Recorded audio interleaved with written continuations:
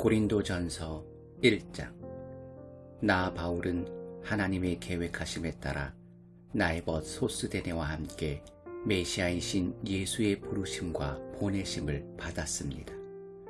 나는 고린도에 있는 하나님의 교회에 속한 여러분, 곧 예수께서 깨끗게 하시고 하나님으로 충만한 삶을 위해 구별된 신자들에게 이 편지를 보냅니다. 또한 나는 어느 곳에 살든지 예수께 진심으로 부르짖는 모든 이들에게도 무난합니다. 예수께서는 우리의 주님도 되시지만 그들의 주님도 되시기 때문입니다. 하나님 우리 아버지와 주 예수 그리스도께서 주시는 온갖 선물과 은혜가 여러분의 것이 되기를 바랍니다. 나는 여러분을 생각할 때마다 나는 여러분을 자주 생각합니다. 예수께서 주신 삶, 곧 자원하여 즐거운 마음으로 하나님께 나아가는 여러분의 변화된 삶에 대해 하나님께 감사를 드립니다. 여러분 안에 일어난 변화는 끝이 없습니다. 그것은 말과 지식을 넘어섭니다. 내가 여러분에게 전해준 그리스도에 관한 증거가 참되다는 것이 여러분의 삶을 통해 확실하게 증명되었습니다. 생각해 보십시오. 여러분은 아무것도 필요로 하지 않습니다. 여러분은 전부를 얻었기 때문입니다.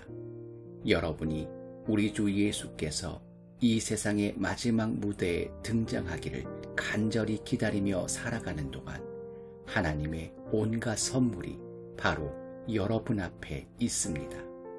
그뿐만 아니라 예수께서 모든 일을 마무리 지으실 때까지 하나님께서 친히 여러분 곁에 계시면서 여러분을 흔들리지 않게 해주시고 가던 길에서 벗어나지 않게 해주실 것입니다. 여러분을 이끌어 이 영적 모험을 하게 하신 하나님께서 자기 아들이시며 우리 주님이신 예수의 생명을 우리와 함께 나누고 계십니다. 하나님께서는 여러분을 결코 포기하지 않으실 것입니다. 그 점을 절대 잊지 마십시오. 나는 깊이 우려하고 있습니다. 이제 우리 주 예수의 권위를 빌려 나의 벗인 여러분에게 그것을 말씀드리겠습니다. 절박한 심정으로 말씀드립니다. 서로 사이좋게 지내십시오. 서로를 배려하는 법을 익히고 공동체로 살아가기를 힘쓰십시오. 내가 이런 말씀을 드리는 것은 글로에의 가족 가운데 몇 사람이 나의 마음을 몹시도 불안케 하는 소식을 가져왔기 때문입니다. 여러분이 서로 다투고 있다는 것입니다. 내가 들은 것을 그대로 옮기면 여러분이 너나 없이 편을 갈라서 나는 바울 편이다, 나는 아볼로 편이다, 나는 베드로의 사람이다, 나는 메시아 그룹에 속해 있다고 말하면서 돌아다닌다고 하더군요. 여러분에게 묻습니다. 그리스도께서 우리가 저마다 나누어 가지도록 조각조각 갈라지기라도 하셨습니까? 바울이 여러분을 위해 십자가에 달리기라도 했습니까? 여러분 가운데 한 사람이라도 바울의 이름으로 세례를 받은 이가 있습니까? 나는 그리스보와 가이오 외에는 어느 누구에게도 세례를 주지 않았습니다. 여러분의 소식을 듣고 나는 그들 외에 아무에게도 세례를 주지 않은 것을 다행으로 여겼습니다. 내 이름으로 세례를 받았다고 떠들며 돌아다니는 사람이 하나도 없을 테니까요. 그러고 보니 스데바나 가족에게도 세례를 준 일이 있군요. 그러나 내 기억으로는 그것이 전부입니다. 하나님께서는 나의 추종자들을 모으라고 나를 보내신 것이 아니라 그분께서 친히 이루신 일에 관한 메시지를 전하고 그분의 추종자를 모으라고 나를 보내셨습니다. 그분은 화려한 말솜씨로 메시지를 전하라고 나를 보내신 것이 아닙니다. 그랬더라면 메시지의 중심에 자리한 강력한 사건, 즉 십자가에 달리신 그리스도의 사건이 미련하고 어리석은 몇 마디 말 때문에 하찮은 것이 되고 말았을 것입니다.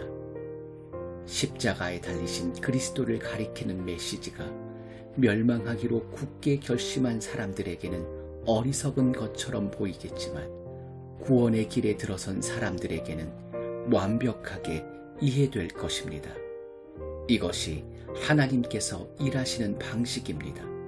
그리고 그것은 가장 강력한 방식임이 입증되었습니다. 성경에 이렇게 기록되었습니다. 내가 세상의 지혜를 뒤집어 엎고 전문가라는 자들이 얼마나 정신나간 사람들인지 폭로하겠다. 이 시대에 지혜로운 자나 교양 있는 자, 참으로 지성을 갖춘 자가 어디 있습니까?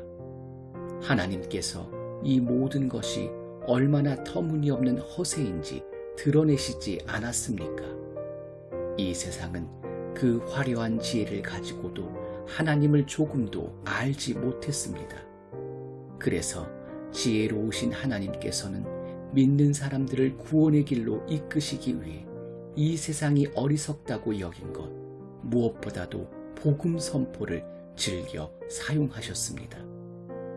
유대인들은 기적의 증거를 극성스레 요구하고 그리스 사람들은 철학적 지혜를 구하지만 우리는 십자가에 달리신 그리스도만을 전합니다.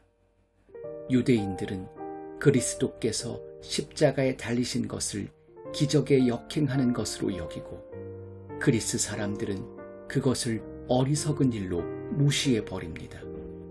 그러나 유대인이든 그리스 사람이든 하나님께서 친히 한 사람씩 부르신 우리에게는 그리스도가 하나님의 궁극적 기적이요 지혜의 결정체입니다. 겉으로 어리석게 보이는 하나님의 지혜와 비교하면 인간의 지혜는 너무나 보잘것없고 너무나 무력합니다. 인간의 수준에서 강한 것은 하나님의 약함과도 견줄 수 없습니다. 친구 여러분, 여러분이 이 그리스도의 삶으로 부름받았을 때 여러분의 모습이 어떠했는지 잘 떠올려 보십시오. 나는 여러분 가운데서 가장 영리하고 뛰어난 사람, 상당한 영향력을 가진 사람, 상류층 집안 출신을 그다지 많이 보지 못했습니다. 하나님께서 잘났다고 하는 사람들의 그럴듯한 허세를 폭로하시려고 홀대받고 착취당하며 학대받는 사람들, 곧 아무것도 아닌 사람들을 일부러 택하신 것이 분명하지 않습니까? 그렇다면 여러분 가운데 누구도 하나님 앞에서 스스로 자랑할 수 없다는 것은 분명한 사실입니다. 우리가 그리스도인이 되어 누리는 모든 것, 바른 생각, 바른 삶, 깨끗해진 경력, 새로운 출발은 예수 그리스도를 통해 하나님께로부터 주어진 것입니다. 자랑하려거든 하나님을 자랑하라는 말씀이 있는 것은 바로 그 때문입니다.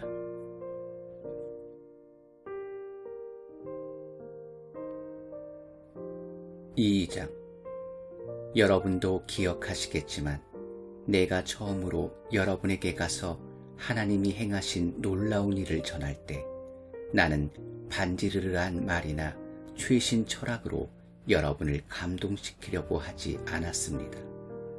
오히려 나는 쉽고 분명하게 전하려고 노력했습니다. 처음에는 예수가 누구인지를 전했고 그 다음에는 십자가에 달리신 예수가 어떤 일을 하셨는지를 전했습니다.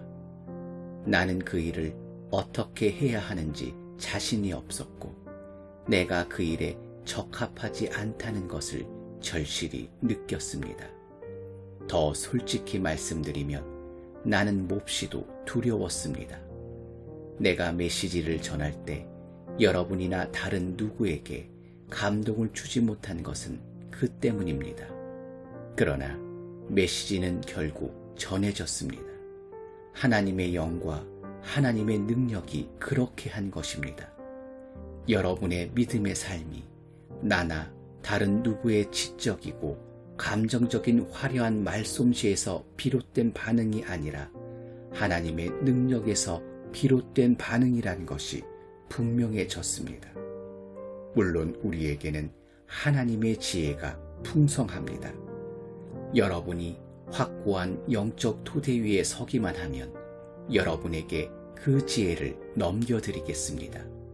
그런데 그 지혜는 대중적인 지혜도 아니고 고임금의 전문가들이 선호하는 지혜도 아니고 한두 해가 지나면 시대가 뒤집어지고 마는 지혜도 아닙니다.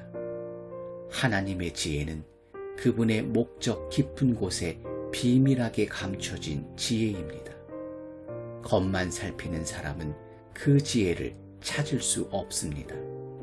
그 지혜는 최신 소식이 아니라 가장 오래된 소식입니다. 그 지혜는 우리가 등장하기 훨씬 오래전에 하나님께서 그분의 가장 좋은 것을 우리 안에 드러내시려고 정하신 방식입니다. 우리 시대의 전문가들은 그 영원한 계획이 무엇인지 조금도 알지 못했습니다.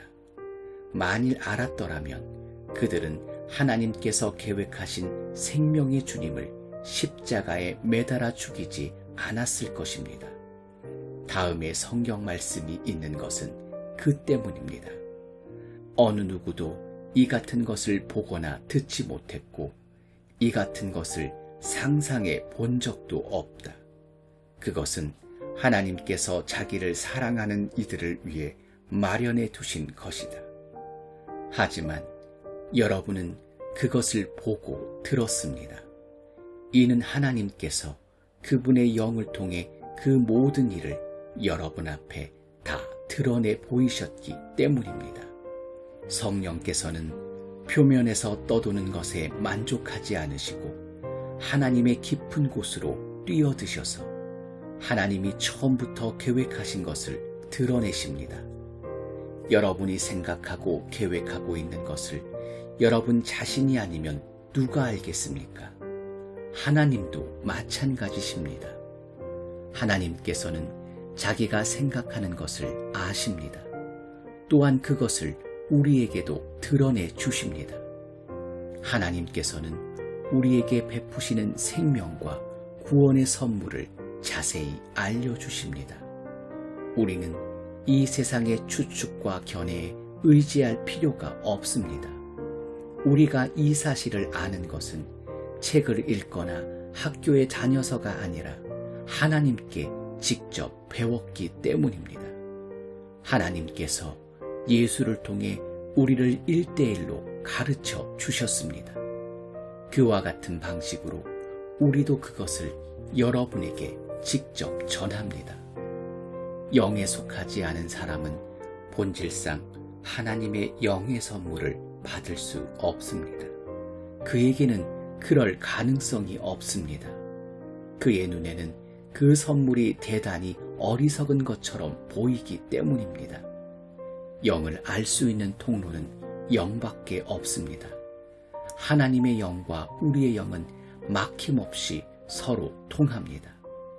우리는 영적으로 살아있어서 하나님의 영이 하고 계신 모든 일에 다가갈 수 있습니다.